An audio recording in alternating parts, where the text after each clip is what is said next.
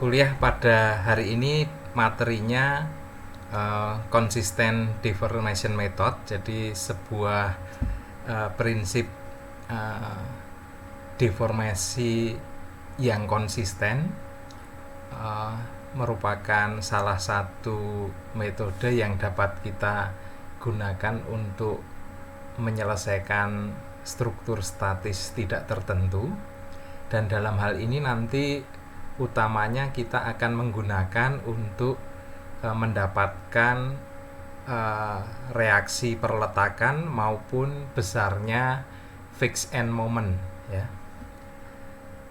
Oke, baik, kita sampaikan bahwa materi yang hari ini akan kita bahas mencakup, pertama kita perlu memahami bagaimana mengidentifikasi suatu struktur itu masuk kategori statis tertentu atau statis tak tentu.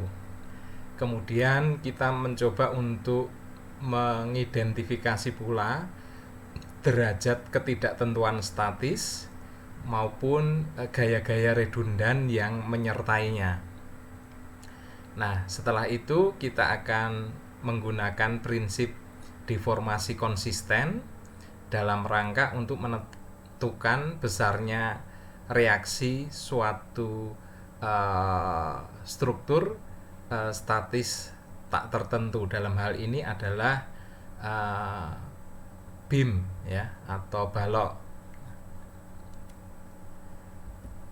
Nah, ini pernah kita sampaikan pada pertemuan awal, bagaimana kita mencoba untuk membedakan apa yang disebut sebagai struktur dalam kategori statis tertentu dengan struktur dalam kategori statis tidak tertentu. Bagian yang masuk pada gambar sebelah kiri itu contoh struktur yang statis tertentu, sedangkan bagian yang kanan menunjukkan contoh struktur statis tidak tertentu. Nah, kalau kita perhatikan pada kategori statis tertentu, Anda bisa melihat bahwa jumlah reaksi yang diperlukan untuk menyelesaikan struktur tersebut teridentifikasi ya. Untuk gambar cantilever ada 3 ya reaksinya ya. Ini ada reaksi vertikal di jepitnya, terus reaksi horizontal serta momen. Jadi ada 3. Sedangkan struktur simple beam ini ada 3 juga, reaksi pada roll, reaksi vertikal pada sendi, dan gaya horizontal pada sendi.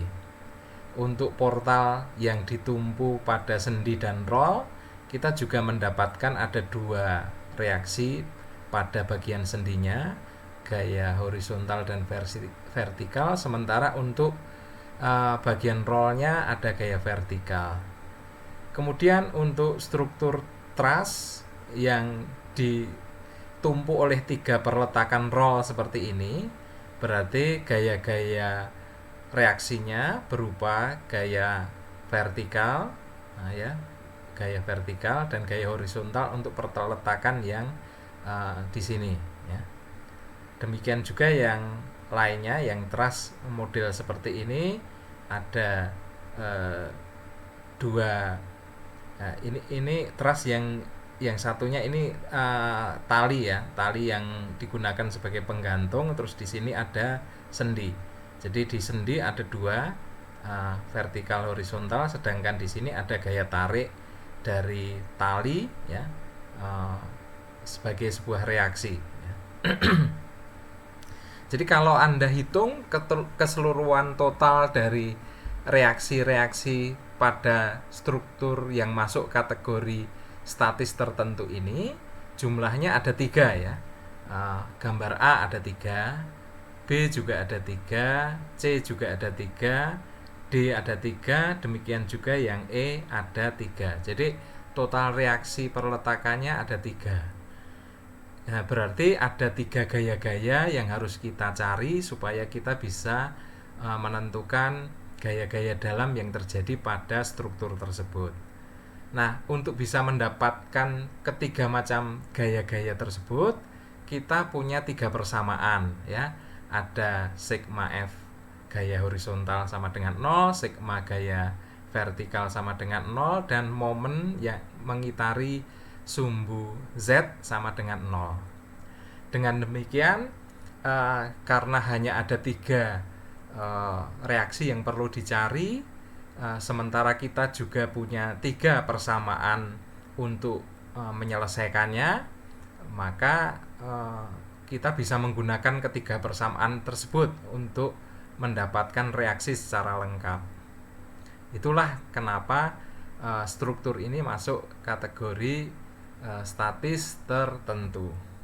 Berbeda dengan struktur yang ada di sebelah kanan. Kalau Anda lihat struktur yang A ditumpuk oleh jepit di sebelah kiri dan roll di sebelah kanan. Untuk struktur atau untuk tumpuan jepit ada 3 reaksi, gaya vertikal, horizontal, dan momen. Sementara untuk yang roll ada gaya vertikal ke atas. Jadi totalnya ada 4 ya. Sementara jumlah persamaan yang bisa kita gunakan untuk mendapatkan reaksi-reaksi tersebut hanya ada 3 ya. Kita tidak punya persamaan yang lain ya. Nah, oleh karena itulah struktur ini masuk kategori struktur statis tidak tertentu ya. Dan kategorinya berderajat 1. Karena apa? Jumlah gaya-gaya yang tidak diketahui tadi ada 4 reaksi yang harus dicari, sementara jumlah persamaan kesetimbangannya hanya ada 3, berarti ada tersisa 1.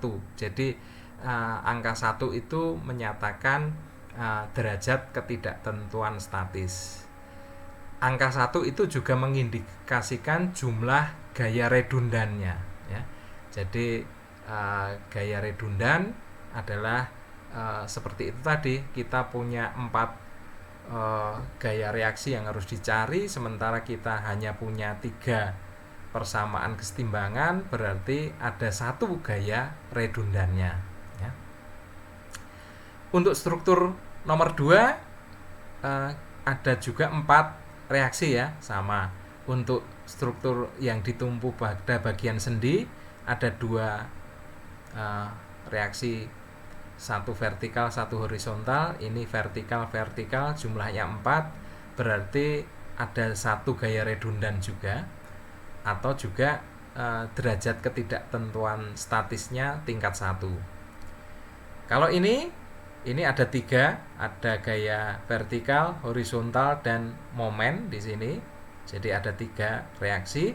Sementara di bagian sendiri ada 2, ada gaya vertikal, ada gaya horizontal. Berarti ada 5 gaya yang harus dicari. Berarti jumlah gaya redundannya ada 2 ya. Nah, ada 2 gaya redundan, atau juga derajat ketidaktentuan statisnya 2. Kalau yang ini kita punya 2 reaksi ya di sini, 1, 2, ini 1, 2 ya. Terus kemudian kalau Anda perhatikan batang-batangnya ini sendiri juga menimbulkan ketidaktentuan statis. Karena apa? Kalau andekan ini salah satunya sendi saja ya, ini salah satunya ini sendi, ini roll gitu ya. Berarti kan hanya ada 3 reaksi, 1, 2, 1.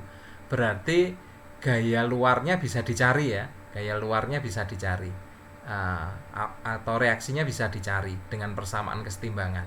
Tapi begitu Anda mendapatkan persamaan kesetimbangan 1, 2, 3, Anda berhenti sampai di situ saja. Anda tidak bisa melanjutkan untuk memperoleh besarnya gaya-gaya dalam. Coba Anda perhatikan, setelah di sini ada gaya vertikal karena ini tadi misalkan roll ya, ada gaya, terus kemudian ada 3 batang. Kan tidak mungkin kita mendistribusikan 1 gaya tersebut ke dalam 3 batang ya. Lain kalau batang ini tidak ada. ya, batang ini misalkan tidak ada, sehingga gaya vertikal ini tadi bisa Anda distribusikan ke batang ini dan batang ini, ya.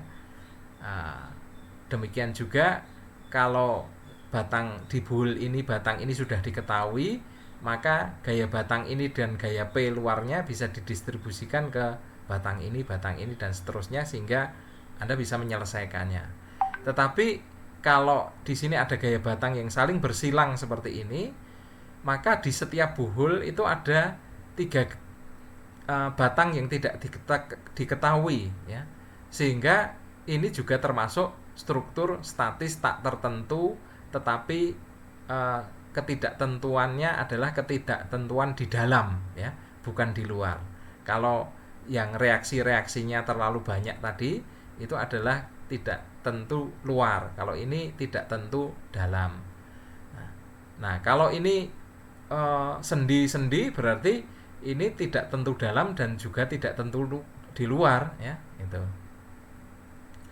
Nah, dari sini Anda sudah paham, ya, bagaimana Anda bisa mengkategorikan mana struktur yang termasuk statis tertentu dan mana yang termasuk struktur statis tidak tertentu. Juga berapa derajat ketidaktentuan statisnya atau berapa jumlah gaya redundannya. Anda bisa menghitung, mengidentifikasi, ya. Kemudian juga sudah saya perkenalkan apa yang dimaksud statis tak tertentu dalam, statis tak tertentu luar, ya, gitu.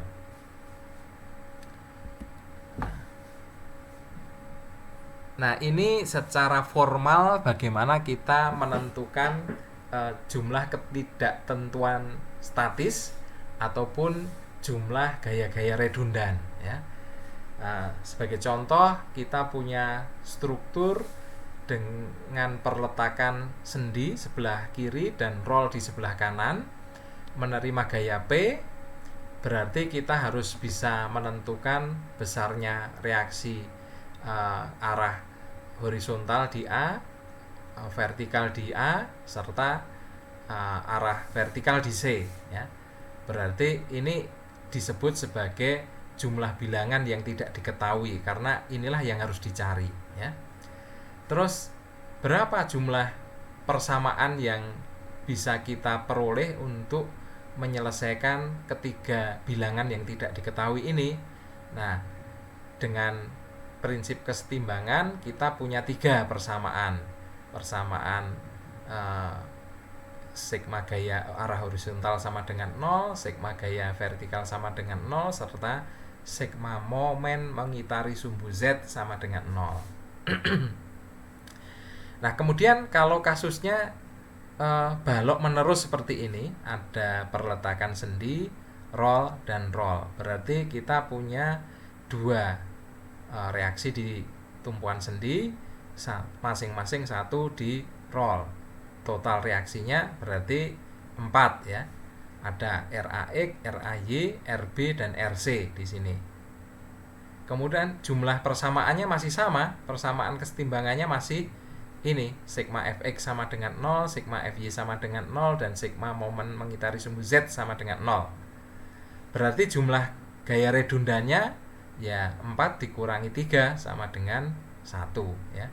Jadi untuk menghitung berapa besarnya gaya redundan, berapa jumlahnya, ini adalah jumlah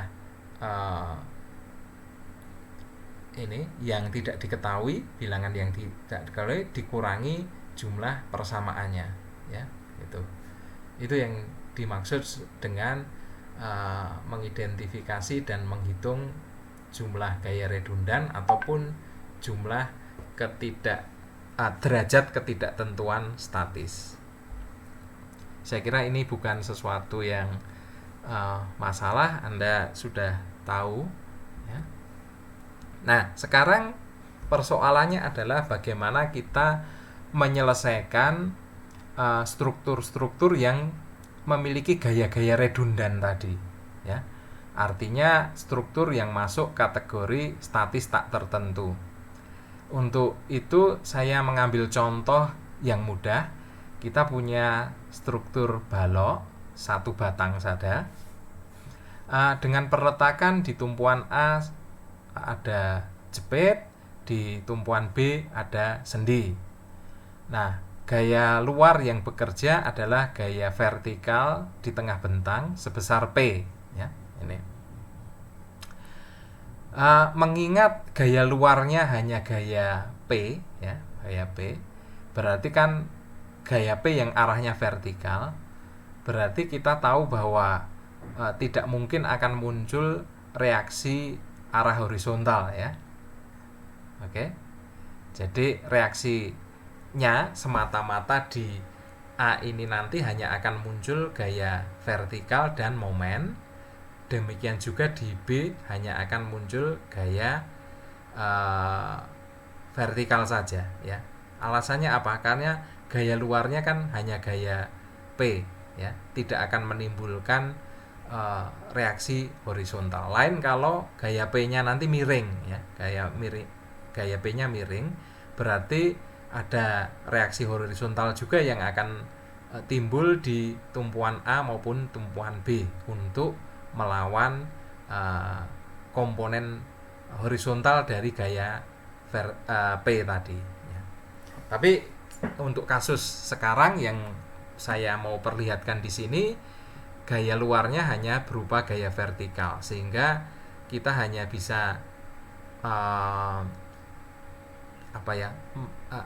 reaksi di A hanya akan timbul berupa gaya vertikal dan momen, sementara di B ada gaya vertikal.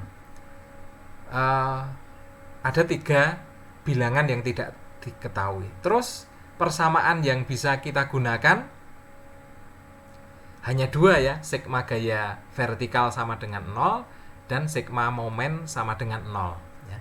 Sigma gaya horizontal tidak bisa digunakan karena memang tidak ada gaya horizontal yang berlaku, ya. Jadi ada 3 3 bilangan yang tidak diketahui, ada 2 persamaan kesetimbangan yang bisa dipakai, ya. Berarti jumlah gaya redundannya berapa? 1. Nah, untuk menyelesaikan struktur yang seperti ini, ya, maka kita perlu memahami pertama apa yang disebut sebagai prinsip superposisi, ya, prinsip superposisi. Nah, prinsip superposisi itu sederhananya struktur asli statis tak tentu ini kita dekomposisi, ya.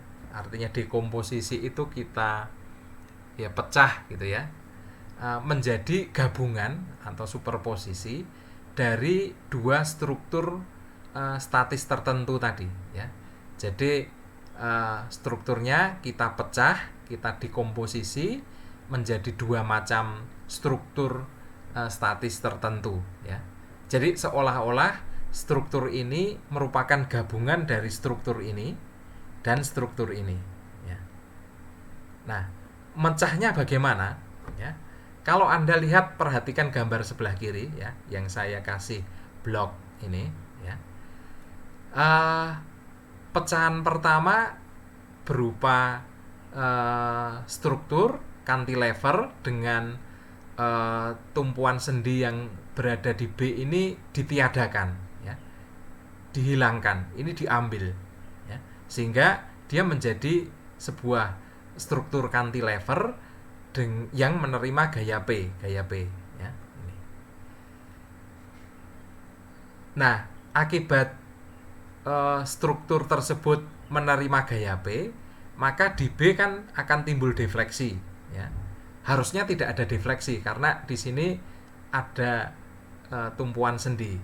Tapi karena tumpuan sendinya itu saya ambil, saya hilangkan, maka akibatnya adalah di B ini terjadi defleksi. Katakanlah nilai defleksinya sebesar delta B.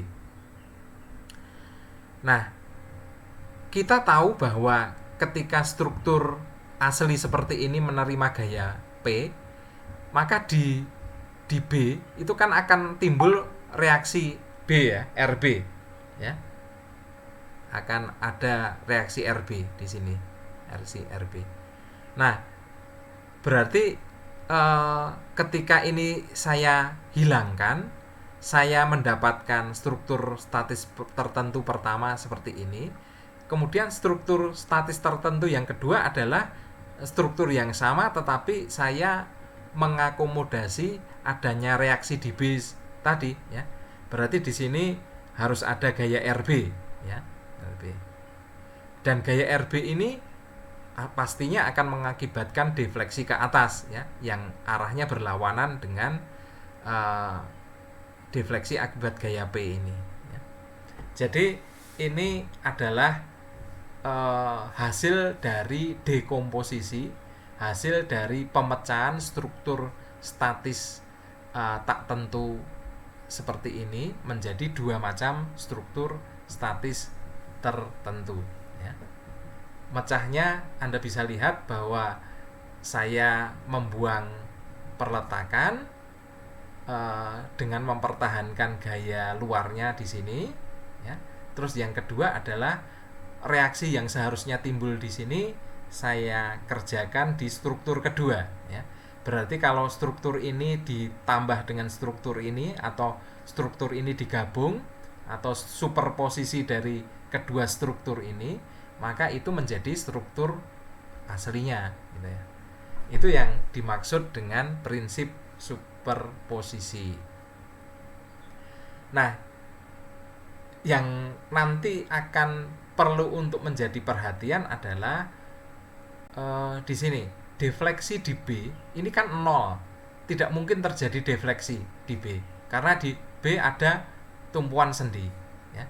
Dengan demikian maka defleksi yang timbul akibat gaya P dengan defleksi yang timbul akibat gaya RB ini kalau dijumlah nanti harus saling meniadakan, gitu ya. Berarti defleksi ini dengan defleksi ini harus menghasilkan nilai yang setara, sama dengan 0, ya, gitu.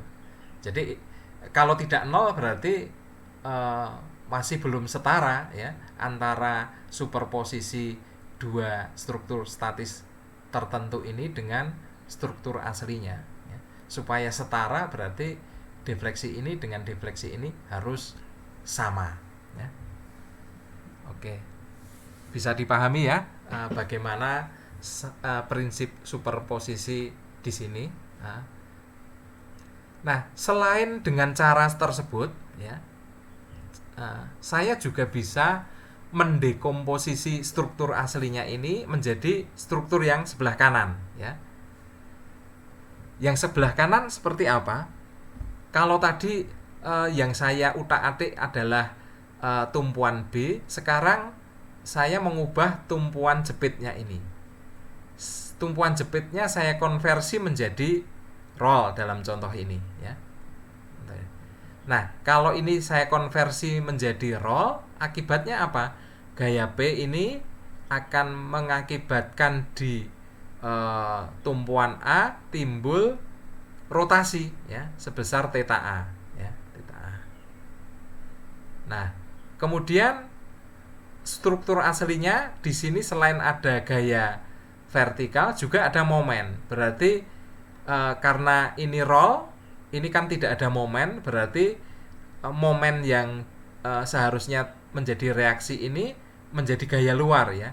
Gaya luar momen yang arahnya seperti ini dan mengakibatkan rotasi pada A sebesar theta aksen A, dan konsekuensinya adalah theta A ini harus sama dengan theta aksen A. Karena apa? Struktur aslinya di sini jepit. Kalau di sini jepit berarti tidak memungkinkan ada rotasi. Rotasinya 0, ya. Supaya rotasinya 0 berarti rotasi yang disebabkan oleh gaya M ini dengan rotasi yang diakibatkan oleh gaya P harus saling meniadakan, ya. Sehingga kalau kedua struktur ini digabung, ini akan bisa merepresentasikan struktur aslinya seperti ini. Oke, jelas? Silahkan Anda make a comment, ya, supaya saya tahu apakah apa yang saya jelaskan itu bisa diikuti atau tidak bisa diikuti ya. Izin bertanya Pak, Ya, silakan. untuk asumsi MA seperti itu Pak, kalau dibuat kebalik nanti hasil akhirnya gimana Pak? Enggak masalah. Yang penting gini loh, asumsi itu akan menyebabkan nanti plus minusnya saja ya. Ya, itu enggak masalah gitu loh. Itu hanya menyebabkan plus minusnya, tetapi yang penting adalah nanti eh, rotasi yang ditimbulkan ini dengan dijumlah dengan rotasi di sini harus sama dengan nol ya. Gitu. Enggak masalah. Ini RB-nya ini Anda asumsikan ke bawah juga enggak masalah gitu ya. Yang penting nanti kedua defleksi itu ketika dijumlah harus sama dengan nol. Kan berarti nanti menjadi negatif toh. Ya, gitu. Oh, Ya toh? ya, terima kasih Pak. Oke.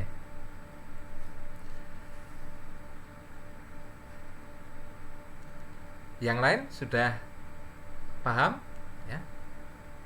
Oke, saya lanjutkan. Itu prinsip pertama untuk menyelesaikan struktur statis tak tertentu, dan dalam hal ini contohnya adalah yang memiliki satu redundan.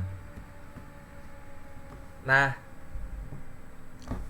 yang kedua, tadi kan di sini Anda harus bisa menghitung delta B maupun delta aksen B, ya toh? Uh, Kalau delta B untuk struktur pertama bisa Anda hitung karena gaya luar P kan sudah diketahui. Ya. Dalam soal kan balok tersebut menerima gaya berapa? Berarti gaya P-nya kan sudah tertentu. Sudah ketahuan. Berarti delta B bisa Anda hitung. Ya. Yang menjadi masalah adalah RB ini kan belum kita tahu, ya. Besarnya belum kita tahu, ya. Ya. Tetapi kita tahu besarnya defleksi yang akan dihasilkan, ya. Kalau yang di sini defleksi dihitung karena ada gaya P yang sudah diketahui besarnya. Tapi kalau di sini RB-nya belum kita ketahui, tetapi kita tahu bahwa besarnya delta aksen B ini harus sama dengan ini, ya. Berarti kalau struktur pertama ini sudah kita tentukan besarnya defleksinya, berarti defleksi di sini sudah kita ketahui besarnya. Tetapi yang perlu kita cari adalah berapa gaya RB supaya gaya RB ini nanti menghasilkan defleksi sebesar delta aksen B. Gitu. Ya.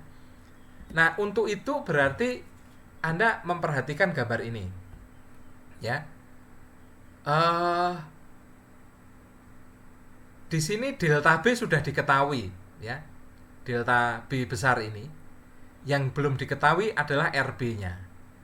Nah, kalau yang di gambar kedua ini ada gaya virtual sebesar satu satuan yang nanti akan menghasilkan defleksi sebesar ini, delta kecil BB, ya, ini. Berarti kalau gaya satu satuan itu menghasilkan defleksi sebesar delta BB, ya, berarti kalau defleksinya sebesar delta B, gaya yang dibutuhkan berapa? Berarti kan bisa kita formulasikan seperti ini. Berarti delta B itu sama dengan delta BB kecil kali RB. Ya. Bisa dipahami ini formula ini bagaimana kita menurunkannya, ya. Jadi kalau Rp1, ya, Rp1 itu bisa digunakan untuk mendapatkan 2 apel, ya, gitu, 2 apel, ya, di sini. Nah, sekarang kalau apelnya berjumlah 10, ya, berarti berapa rupiah, itu toh? Ya, berarti kan 10 bagi 2 tadi toh.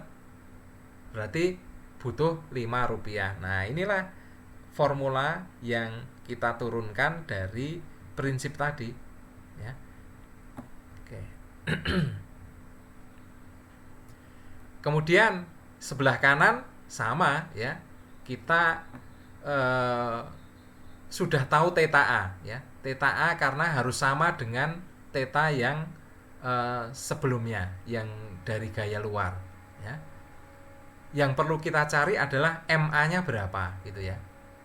Nah, untuk itu berarti kita perlu untuk memberikan gaya virtual dulu berupa momen satu satuan yang searah dengan gaya MA ya, gitu. Terus nanti kita bisa hitung rotasi yang terjadi akibat gaya virtual satu satuan tersebut sebesar pi AA ya. Nah, berarti kemudian kalau pi AA sudah diketahui, theta A juga sudah diketahui, berarti MA bisa dihitung dengan formula ini ya. Oke.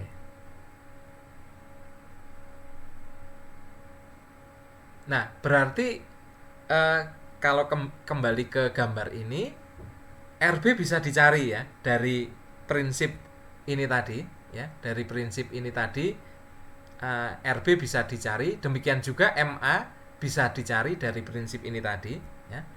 MA ketemu, RB ketemu. Nah, kalau RB sudah ketemu, berarti kan jumlah gaya redundannya sudah ketahuan ya. Berarti tinggal gaya-gaya yang lain ya bisa dicari. Kita masih punya dua persamaan kesetimbangan ya.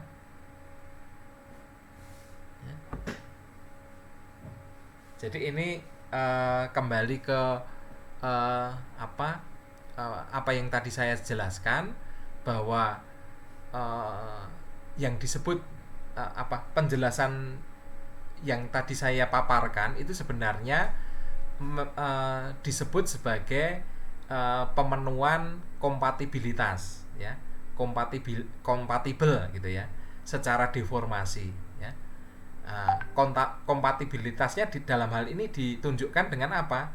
Bahwa defleksi di B akibat gaya P itu harus sama dengan defleksi yang dihasilkan oleh gaya RB ya. Itulah yang disebut sebagai kompatibilitas ya. Ya, ini. Sehingga RB sama dengan ini. Demikian juga MA ya. Ini penjelasan yang tadi ya, sama. Nah, berarti RB sudah diketahui, MA juga sudah diketahui ya. Selanjutnya karena RB sudah diketahui ya, berarti kita tinggal mencari di sini MA dan RAV ya. Nah, kita gunakan persamaan kesetimbangan. Ada dua persamaan kesetimbangan, sigma momen sama dengan 0, sigma gaya vertikal sama dengan 0. Sehingga dari sigma momen sama dengan 0, MA bisa dicari. Dengan sigma gaya vertikal, nanti RA juga bisa dicari. Demikian juga untuk yang sebelah kanan ya. MA sudah diketahui, berarti nanti dengan sigma MA sama dengan 0, RB bisa diketahui, sigma gaya vertikal sama dengan 0, sama RA bisa dicari. Atau Anda juga bisa menggunakan sigma MB sama dengan 0, RB bisa dicari ya. Itu.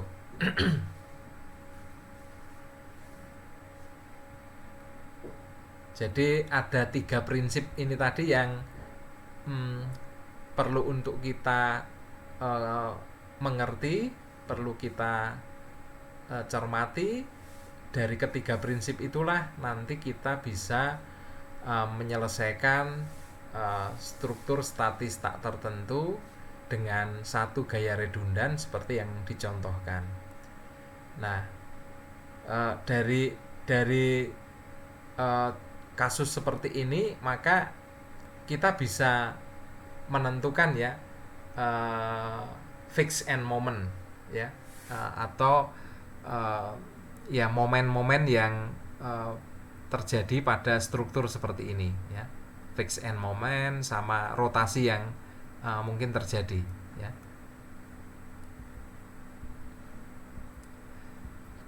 Nah, mari kita aplikasikan prinsip tadi yang sudah kita bahas untuk menyelesaikan contoh soal 1A ini ya. Jadi kita punya balok dengan bentang 4 meter, di tengah bentang ada gaya P sebesar 3 kN. tumpuan A terjepit, tumpuan B sendi. Nah, properti dari baloknya memiliki modulus elastisitas 200.000 MPa, kemudian inersia penampangnya 0,0016 meter pangkat 4 ya. Nah, mari kita coba selesaikan. Langkah pertama adalah melakukan dekomposisi ya, memecah struktur asli tersebut menjadi superposisi dari dua buah struktur statis tertentu. Nah, kasusnya kita lakukan dekomposisi dengan jalan membuang ini tumpuan B ya, sehingga kita punya dua macam struktur ini. Struktur pertama atau disebut sebagai struktur primernya itu menerima gaya luar ya, P ya. Jadi gaya luar P-nya dipikul oleh struktur primernya. Sedemikian rupa pada struktur primer tersebut terjadi defleksi di titik B ya. Kemudian struktur sekundernya ya adalah struktur yang menerima gaya reaksi di B ya. Akibatnya terjadi defleksi ke atas seperti ini. Ini adalah langkah pertama di dalam kita mendekomposisi struktur statis tertentu tak tentu tadi ya. Berikutnya adalah setelah didekomposisi, mari kita hitung besarnya defleksi ya. Nah, pada bagian sebelumnya kita sudah tahu bagaimana menghitung defleksi ya. Untuk struktur seperti ini dengan ditanyakan defleksi di B, kita bisa membagi batang itu dalam dua segmen AC dan segmen CB ya. Ini AC, CB. Nah, titik awalnya untuk segmen AC di C ya, di sini ya. Untuk segmen CB ini dimulai dari B ya, ini. Karena supaya mudah ya. Dengan titik awal untuk segmen AC sama dengan C, maka nilai momennya berarti kan 3 kali jarak gitu ya, 3 kali jarak. Terus momen M1-nya ya. Nah, momen M1-nya kan harus dikerjakan di titik yang dicari defleksinya. Berarti yang dicari di titik B, maka gaya virtual satu-satuannya harus dikerjakan di titik B. Sehingga untuk segmen AC, nilai momennya berarti 1 dikalikan bentang ini ya. Bentangnya ini jaraknya 2 ya. Berarti 2 ditambah X ya. Berarti formulasi momen kecilnya seperti ini. Sedangkan untuk segmen CB, kalau Anda perhatikan gambar ini, di sebelah atau di bagian segmen CB ini tidak ada gaya luar sama sekali ya. Berarti momennya 0 ya. Momennya 0. Sementara untuk gambar yang sebelah kanan ada gaya satu-satuan, berarti momen kecilnya sebesar ini. Nah, kemudian kita gunakan formula defleksi yang seperti ini yang kita sudah bahas minggu lalu. Kita masukkan integrasinya, kita dapatkan besarnya defleksi di B sebesar ini, 0,0625 kali 10 pangkat min 3 meter ya. Nah, langkah berikutnya menghitung defleksi ini di B akibat gaya virtual satu-satuan di titik tersebut ya. Berarti Anda perhatikan gambar sebelah kanan ini. Anda ada gaya satu-satuan dan yang dicari adalah defleksi di sini ya. Berarti batangnya tidak perlu dipecah ya. Batangnya bisa secara utuh digunakan dengan batas 0 sampai 4 meter dan titik awalnya di B ya. Nah, berarti M besarnya 1X ya. Karena gaya luar bentuknya seolah-olah ya gaya satu itu sendiri, terus gaya virtualnya ya gaya virtual itu sendiri ya. Ini. Jadi M besar maupun M kecil sama ya untuk mencari nilai ini ya. Sehingga hasil integrasinya ini besarnya 0,0667 kali 10 pangkat min 3. Nah sekarang kita menghitung RB dihitung dari DB per delta kecil BB, ketemunya 0,937, arahnya vertikal karena positif ya, berarti sesuai dengan yang kita asumsikan ya. RB ketemu, dari RB ketemu kita gunakan di sini, kita masukkan di sini. Nah, akhirnya kita gunakan persamaan kesetimbangan untuk mencari reaksi MA maupun reaksi RA ya. Ketemunya MA 2,252 sedangkan RA-nya 2,063, dan kalau kita kontrol besarnya gaya-gaya reaksi ini sama dengan 0, berarti oke ya. Demikian proses dan prosedur serta contoh yang dapat memberikan gambaran bagaimana Anda menggunakan prinsip deformasi konsisten untuk menyelesaikan struktur statis tak tentu satu redundan seperti ini. Baik, untuk sebelum saya melangkah ke contoh berikutnya, apakah ada Anda ingin menanyakan? Menentukan yang delta B kecil tadi loh Pak. Ya. Itu besarnya kok cuma satu, kenapa Pak? Bisa diulangi? Ini Kayak gini. Delta kecil BB ya, itu kan berarti Anda mencari defleksi yang diakibatkan oleh gaya satu-satuan di titik B. Nah itu ya. Berarti gaya aslinya berapa? Gaya aslinya kan satu itu sendiri ya. Ya toh? Gaya aslinya kan satu-satuan itu sendiri. Karena Anda harus mencari berapa besarnya defleksi akibat gaya satu-satuan di titik B. Berarti kan gaya aslinya satu-satuan itu sendiri. Nah, kemudian Anda untuk bisa menghitung defleksi kan rumusnya gini toh, M besar kali M kecil EI dx gitu toh. Ya toh? Ini rumus aslinya kan M besar kali M kecil. M besar itu adalah momen akibat gaya asli, ya toh? Sedangkan M kecil itu adalah momen akibat gaya virtual satu-satuan. Nah, kebetulan di sini gaya aslinya dengan gaya virtualnya sama-sama satu-satuan. Ya. Itu. Sehingga di dalam tabulasi ini M besarnya 1x, M kecilnya juga 1x. Nah. Bisa ditangkap?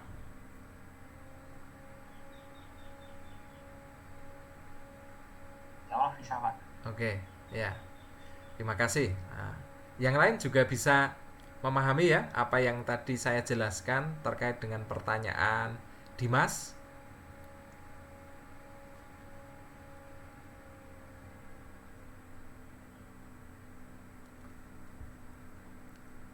Bisa? Yang lain? Oke. Ya, kalau saya anggap bisa saja ya. Selanjutnya contoh berikutnya, contoh B. Ini soalnya sama tetapi proses dekomposisinya berbeda ya. Kalau tadi saya mendekomposisi dengan cara menghilangkan tumpuan B, kalau sekarang saya memodifikasi tumpuan A yang semula jepit sekarang berubah menjadi roll ya. uh, dekomposisinya menjadi seperti ini ya. Sekarang dari dekomposisi itu saya perlu menghitung rotasi di titik A akibat gaya P 3 kN ya. Berarti supaya saya bisa menghitung ini, rumus dasarnya ini, M kali M kecil. M besar apa? Momen akibat gaya asli. Nah, gaya aslinya adalah sebesar 3 kN yang bekerja di P. Terus M kecilnya apa? Gaya satu satuan berupa momen yang harus saya kerjakan di rotasi yang dicari. Ya, itu. Ya, berarti ini. Nah, dengan prinsip yang sama, saya mendapatkan ini reaksinya 1,5 sehingga momennya dengan titik awal A untuk segmen AC berarti RA kali X ya, 1,5 kali X. Untuk M kecilnya karena reaksinya di RA sama dengan 0,25 dengan arah ke bawah, sementara RB 0,25 kN ke arah atas, maka untuk MA yang di sini nilainya adalah min 0,25 kali X plus 1 ya, plus 1 karena ada momen di sini. Untuk CB berarti segmen ini titik awalnya B, berarti momennya ke arah kiri ini reaksi RB dikalikan X, berarti 1,5 kali X. Sementara di sini reaksi di B dikalikan X, berarti 0,25 kali X ya. Masukkan dalam integral sehingga kita mendapatkan hasil akhirnya berupa rotasi sebesar 0,009375 kali 10 pangkat min 3 radian dengan arah searah jarum jam ya. Berarti positif ya, ini. Positif dalam arti sesuai dengan asumsi yang kita terapkan di sini ya.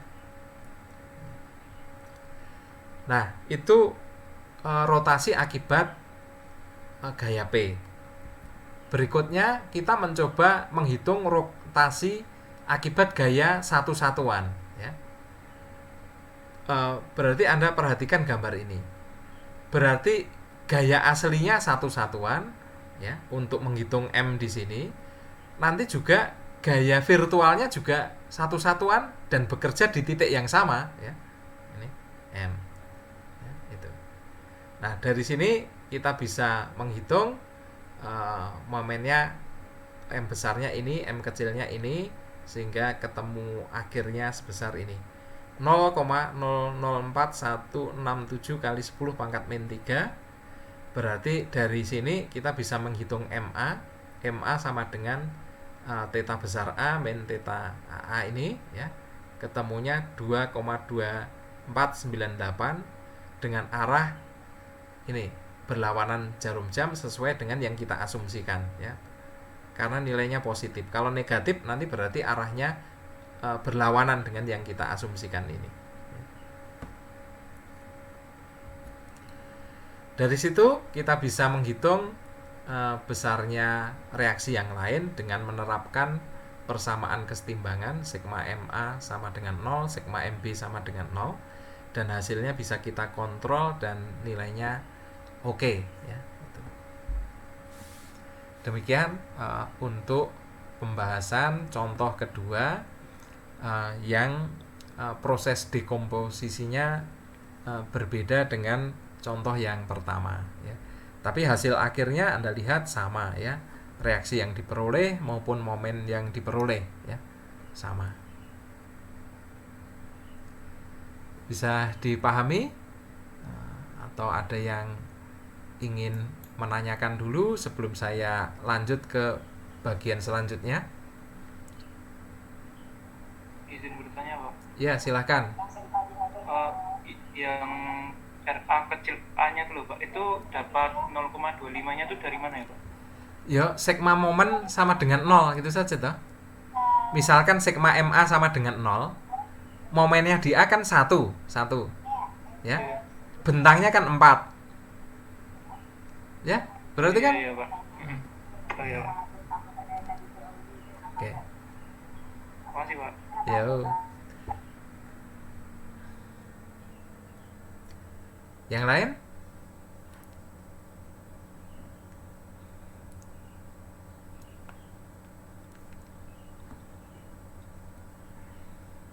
Nggak ada ya? Kita lanjutkan. Nah, sekarang kita bahas kasus pergeseran perletakan ya. Nah, pergeseran perletakan ini bisa saja terjadi karena adanya kesalahan pada saat pemasangan elemen struktur ya. Jadi atau bisa juga terjadi karena hal-hal yang lainnya, misalkan ya apa perubahan elevasi akibat misalkan supportnya itu bergerak atau tanahnya bergerak gitu misalkan ya itu. Nah, yang terpenting adalah pergeseran perletakan tersebut akan menambah terjadinya gaya-gaya dalam ya, atau disebut sebagai gaya-gaya sekunder ya, sehingga reaksi perletakan akan berbeda ya, berubah. Nah, untuk bisa memperhitungkan pengaruh dari pergeseran, maka nanti pada saat kita menyusun persamaan kompatibilitas, langkah kedua tadi, kita harus memperhatikan pergeseran ini dan kita masukkan sebagai bagian untuk menghitung ya. Untuk lebih mudahnya kita langsung perlihatkan kasusnya ya. Jadi ini juga hampir sama baloknya dengan yang tadi, hanya saja di B ini mengalami pergeseran perletakan ya. Jadi sebelum gaya P bekerja, posisi B ini sudah bergeser ya, bergeser. Tadinya baloknya lurus ya, tapi karena sesuatu sebab menyebabkan ini baloknya bergeser, bahkan sebelum gaya P bekerja. Setelah itu terjadi atau memikul gaya P ya. Jadi delta B 0 sama theta A0 ini bukan akibat gaya P ya, itu ya. Ini semata-mata karena pergeseran perletakan. Nah, defleksi yang diakibatkan oleh gaya P yang mana? Ya ini, ya delta B ini, ya. Ini. Terus, jadi seolah-olah kita mengabaikan dulu pergeseran perletakan ini. Kita abaikan dulu, ya. Jadi kita hanya mengasumsikan baloknya tidak terjadi pergeseran dulu ya, sehingga dekomposisinya menjadi ini ya. Jadi ini kita selesaikan dengan cara yang sama seperti tadi ya, hanya saja nanti di sini, nah pada waktu kita menyusun persamaan kompatibilitas, maka delta B ini harus diperhitungkan, delta B 0 ini ya. Memperhitungkannya bagaimana? Berarti delta B min delta ini itu harus sama dengan delta B 0 ya. Ini maksudnya.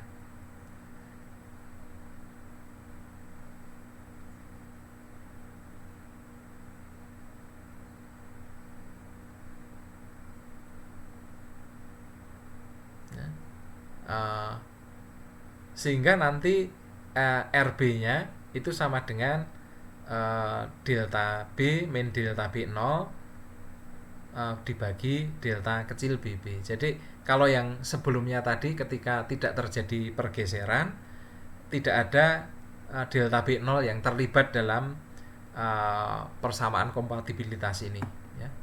Tapi sekarang dengan adanya pergeseran perletakan, maka pergeseran perletakan itu juga harus kita perhitungkan ya.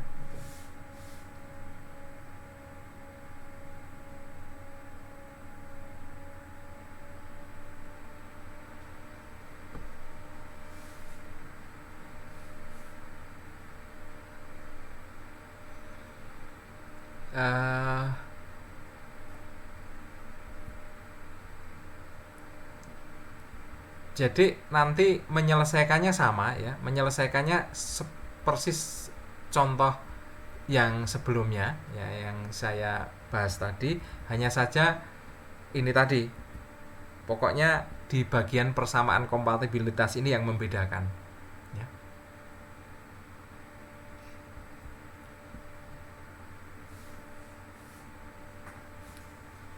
Sekarang prinsipal consistent deformation tetapi untuk dua redundan ya.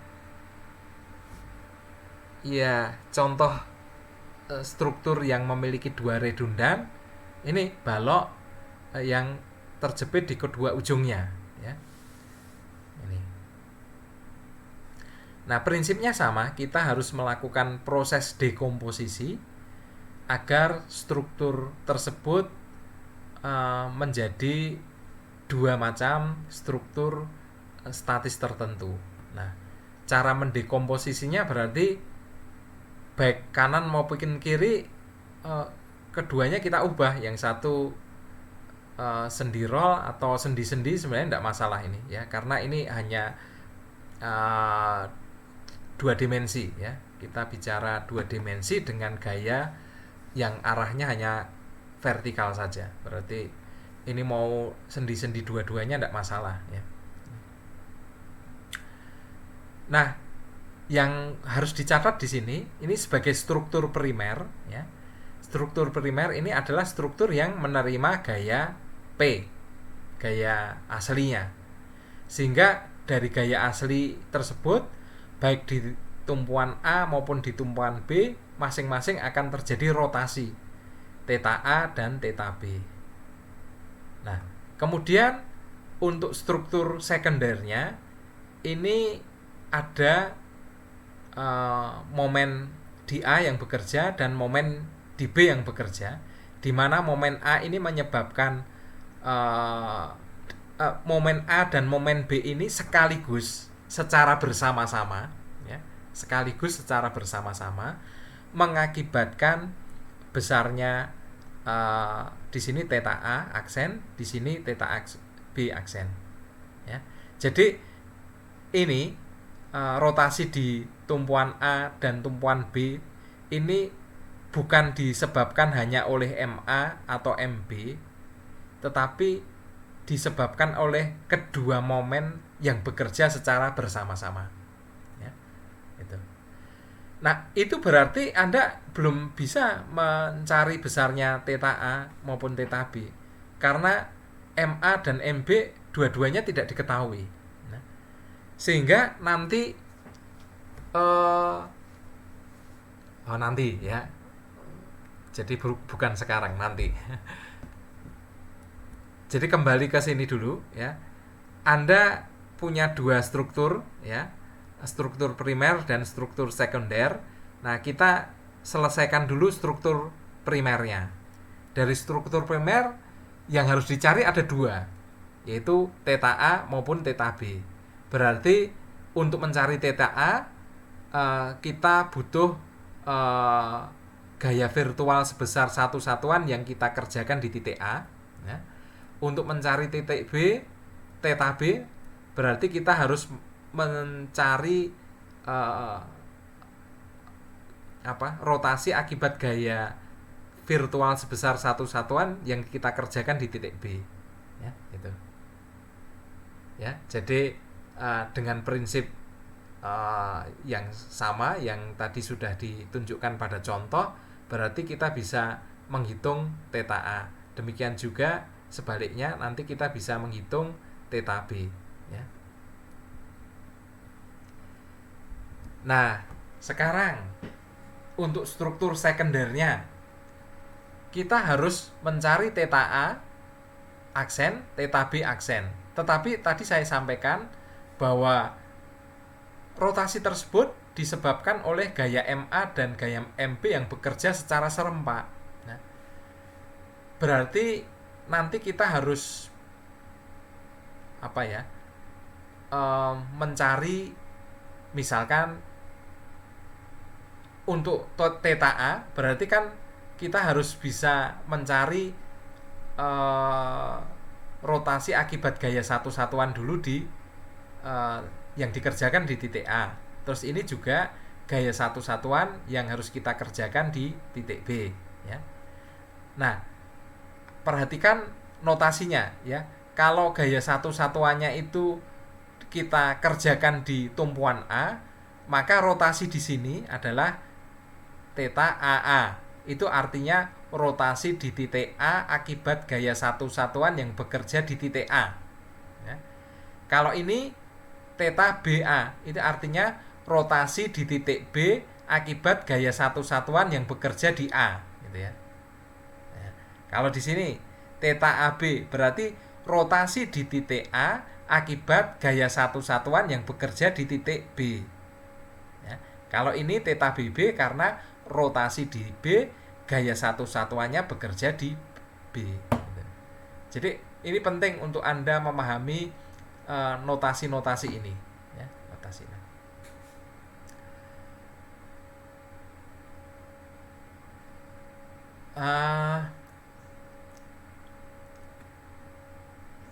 Nanti persamaan kompatibilitasnya berarti ini sama dengan 0, berarti kita punya persamaan ini, ya, dan persamaan ini, ya. Coba perhatikan baik-baik persamaan kompatibilitas ini.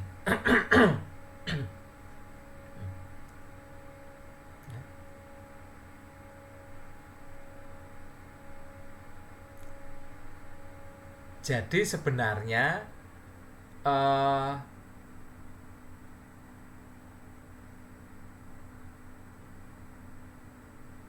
kalau kita perhatikan, ya,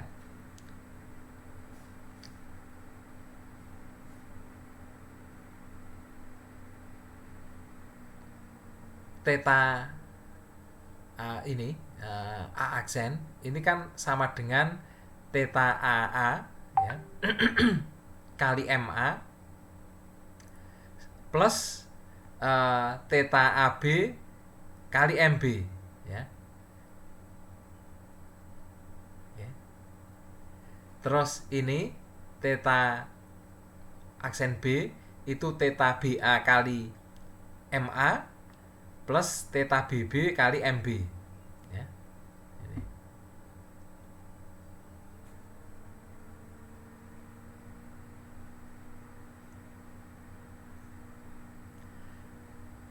Atau dengan kata lain sebenarnya ini tadi itu kita pecah lagi, ya. Kita pecah lagi untuk mencari besarnya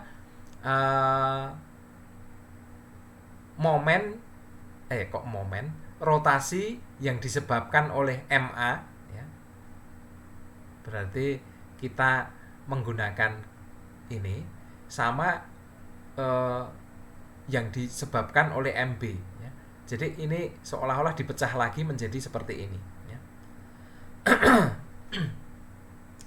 Jadi ada dua bilangan yang tidak diketahui, yaitu MA dan MB, dan kita punya dua persamaan yang bisa kita turunkan dari kompatibilitas tadi, ya. Ini. Sehingga nanti kita bisa mendapatkan nilai MA maupun MB, dan setelah MA dan MB diketahui, kita bisa mencari nilai RA dan RB, ya, dengan persamaan kesetimbangan. Untuk itu mari kita selesaikan dengan memberikan ilustrasi gambar ini ya. Kita punya balok yang terjepit di kedua ujungnya dengan bentang 4 meter, gaya luarnya 3 kN berada di tengah bentang. Baloknya punya properti yang sama dengan yang tadi kita gunakan sebagai ilustrasi di contoh soal nomor 1. Nah, pertama kita melakukan proses dekomposisi dan kita punya struktur primer yang memikul gaya 3 kN dan struktur sekundernya memikul reaksi MA dan MB ya. Kita cari dulu dari struktur primer rotasi di titik A dan titik B ya, dengan proses dan prosedur yang sudah kita lakukan seperti contoh di 1B tadi ya. Kita dapatkan ini rotasi di titik A nya sebesar sekian ya. Terus untuk rotasi di B ya, dengan prosedur yang serupa ya, kita dapatkan hasil sekian ya. Dan kalau Anda perhatikan nilainya nanti persis sama dengan nilai dari rotasi di A, hanya saja arahnya berlawanan ya. Jadi karena simetri ya, bekerjanya di tengah bentang ya, berarti rotasinya yang dihasilkan nanti sama ya. Nanti Anda bisa buktikan sendiri dengan melakukan proses perhitungan integrasi tadi ya. Nah, sekarang kita mau mencari ini rotasi AA, BA, BB, dan AB. Nah, tadi apa? AA berarti rotasi akibat gaya satu satuan yang terjadi di tumpuan A ya. Jadi rotasi di A akibat gaya satu satuan yang bekerja di A. Ini adalah rotasi di B akibat gaya satu satuan yang bekerja di A. Ini rotasi di B akibat gaya satu satuan yang bekerja di B. Rotasi di A akibat gaya satu satuan yang bekerja di B. Nah, itu. Berarti kita hitung dulu ini ya.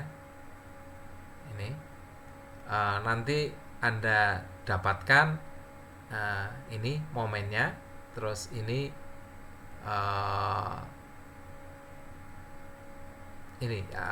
M kecilnya ya, ini nanti M besarnya ini, M kecilnya ini ya. Ini serupa dengan hitungan pada contoh B, didapatkan hasil theta AA sekian. Nanti untuk batang selanjutnya ini yang BA, berarti Anda menggunakan ini gaya realnya di sini ya. Karena yang ditanya adalah gaya realnya di sini, tetapi gaya virtualnya nanti di A. Terbalik, sorry. Ini gaya virtualnya di B, tapi gaya aslinya di A ya. Oke. Jadi karena apa? Karena ini notasi theta BA ini menyatakan rotasi di B akibat gaya satu satuan di A ya. Berarti kan gaya aslinya yang sebesar satu satuan itu bekerja di A, sementara yang dicari adalah rotasi di B, berarti gaya virtualnya bekerja di B gitu loh. Nah, berarti nanti Anda dapatkan ini M besar ini adalah gaya satu satuan yang bekerja di sini ya. Sedangkan M kecil adalah gaya virtual yang bekerja di B, ya, gitu. Sehingga dengan proses integrasi kita dapatkan nilainya sebesar ini, ya, 0,002083 radian, ya. Dan karena simetri berarti theta BA sama dengan theta AB. Demikian juga ini tadi simetri, theta AA sama dengan theta B, ya. Dari situ kita masukkan dalam persamaan kompatibilitas, ya, ini, sehingga persamaannya menjadi seperti ini, dan dari persamaan ini kita dapatkan nilai nilai MA dan MB, ya. Nah, berapa kok enggak saya hitung? Ya, nanti Anda hitung ya, nanti ketemunya MA dan MB berapa, ya.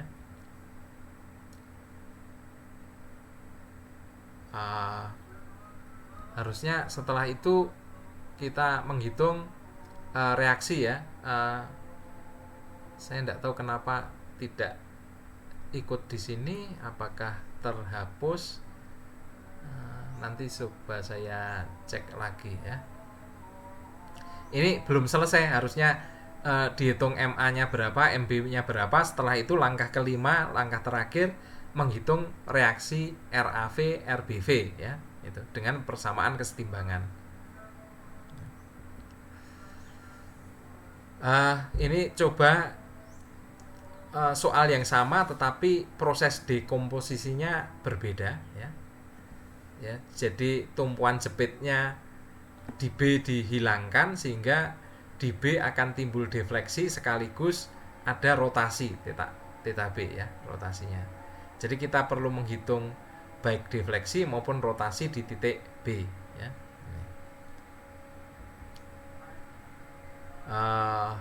Nanti untuk menghitung defleksi berarti butuh gaya satuan di B.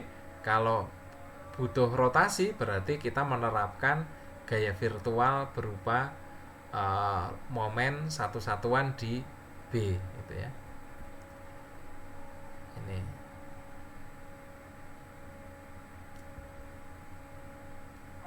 kemudian dari situ nanti kita bisa mendapatkan persamaan kompatibilitas. Persamaan kompatibilitasnya menjadi seperti ini, ya.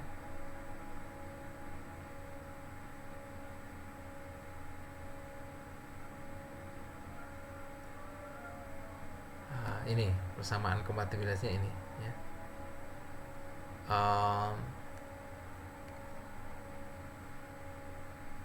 Ini adalah defleksi akibat defleksi di B akibat RB, ya, dikalikan RB, defleksi di B akibat MB, ya, ini. Terus ini rotasi di B akibat RB dan rotasi di B akibat MB, ya, gitu. Dari kedua persamaan bisa kita dapatkan RB dan MB, dan kemudian selanjutnya dengan persamaan kesetimbangan kita dapatkan MA dan RA, ya. Kok tidak ada contohnya, sorry. Oke, silahkan kalau sampai di sini ada yang ingin bertanya dulu.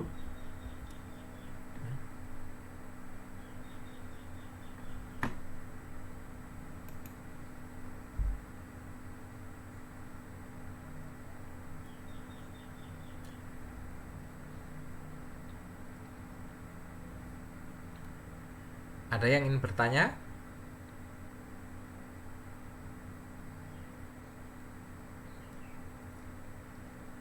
Enggak, ya? Nah, kalau enggak, Anda silahkan mencoba untuk membuktikan bahwa reaksi dari kasus-kasus balok jepit-jepit akibat pembebanan bebannya P, bebannya momen, bebannya yang seperti ini atau bebannya merata, ini atau terjadi pergeseran, ya, atau terjadi pergeserannya dalam bentuk rotasi, ya. Nah, Anda bisa hitung, nanti Anda bisa membuktikan bahwa besarnya momen-momen maupun reaksinya seperti ini ya. Dan ini adalah reaksi-reaksi yang penting yang nanti Anda butuhkan ya dalam penggunaannya untuk menyelesaikan analisis struktur berikutnya ya, yang menggunakan metode slope deflection maupun cross ya. Jadi pada bagian mungkin setelah mid ya, ada prosedur penyelesaian struktur statistik tertentu dengan metode slope deflection dan metode cross. Dan untuk bisa menggunakan kedua metode itu, Anda perlu untuk tabulasi dari kasus-kasus seperti ini ya. Jadi tidak perlu Anda nanti menghitung dari awal dengan prinsip consistent deformation seperti tadi, tapi Anda langsung menggunakan ini ya, prinsip-prinsip ini.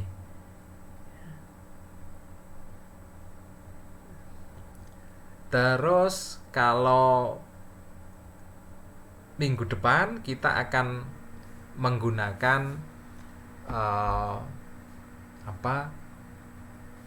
metode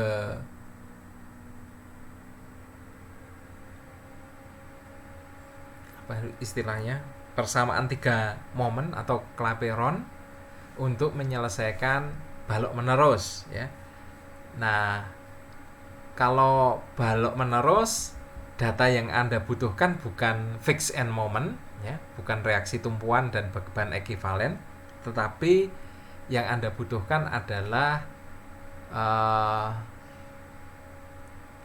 rotasi ya, rotasi dan defleksi ya, atau ya rotasi lah, seperti yang kita bahas sebelum-sebelumnya ya.